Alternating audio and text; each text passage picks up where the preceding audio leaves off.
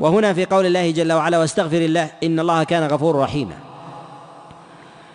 في هذا يؤخذ جملة من المعاني لما ذكر الله الاستغفار أو أمر الله بالاستغفار بعد نهيه عن أن يكون الإنسان للخائنين خصيما، في إشارة إلى أن الاستغفار مما يجلب سداد الرأي للإنسان، مما يجلب سداد الرأي للإنسان وعون الله وتوفيقه له. ولهذا لما نهى الله عن أن عبده عليه الصلاة والسلام، والخطاب في ذلك عام، أن يكون للخائنين خصيما، أمرهم بالاستغفار.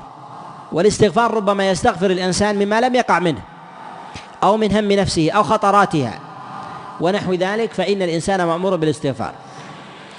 وكذلك أيضا فإن الإنسان إذا هم بأمر واستثقل الطريق أو أشكلت عليه نازلة أو قضية أو اشتبه والتبس عليه أمر أو نحو ذلك، فعليه أن يكثر من الاستغفار فإنه يجلي الحق. ولهذا كان ابن تيمية رحمه الله يقول إنه تستغلق علي بعض المسائل فأستغفر الله 1000 مرة ثم يجليها الله. يعني أن الاستغفار مما يزكي النفس ويطهرها، وكلما كانت النفس أكثر جلاء ونقاء سدد الله سمع الإنسان وبصره وقوله وكفاه.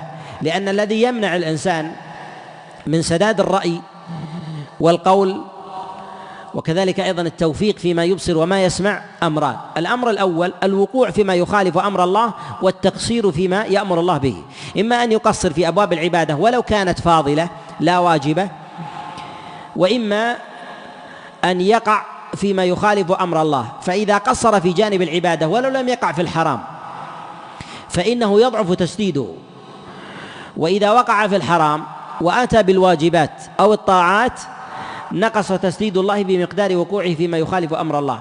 وكلما كان الإنسان في الإكثار من طاعة الله أكثر امتثالا واتباعا، وفي اجتناب ما نهى الله عنه أكثر حياطة واتقاء، كان تسديد الله له أتم.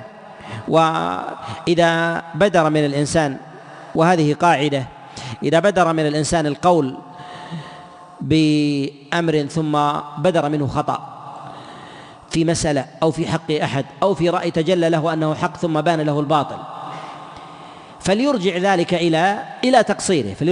إلى تقصيره وتفريطه في جنب الله، وليستكمل قاعدة الصواب وهو العبادة، فإن كفاية الله لعبده بمقدار عبوديته له. ولهذا الله عز وجل يقول: ليس الله بكاف عبده.